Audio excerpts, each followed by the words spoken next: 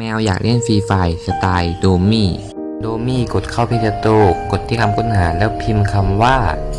ฟรีไฟร์โดมี่เจอฟรีไฟร์2 อันโดมี่งงอันไหนของแท้ของจริงโดมี่ถามเพื่อนข้างๆเพื่อนอันไหนของแท้อันไหนของจริงเพื่อนบอกของจริงทั้ง2 อันมึงมั่วไหมเนี่ยโดมี่ถามแล้วมันต่างกันยังไง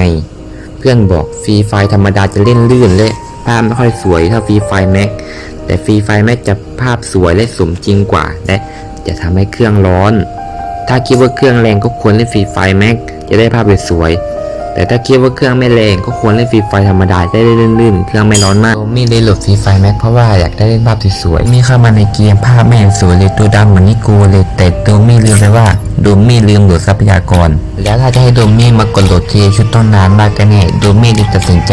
กดเข้ามาที่ปุ่มทรัพยากรด้านบนแล้วกดดาวน์โหลดทั้งหมดเลยขั้นตอนนี้โดมี่รอไม่นานประมาณ1 ชั่วโมงเพราะนี่โดมี่กากมากโดมี่รอทรัพยากรเราเสร็จพอเข้ามาในเกมภาพก็สวยมากชุดก็เท่ด้วยท่าทางตัวละครโดมี่กระโดดหมดแล้วทีนี้โดมี่ก็ไม่ต้องกดโหลดทรัพยากรอะไรอีกแผนที่กระโดดหมดแล้วเล่นฟรีไฟร์ได้แบบชิลๆภาพสวยด้วยโดมี่ดีใจมากหลังจากรอโหลดทรัพยากรมา1 ชั่วโมง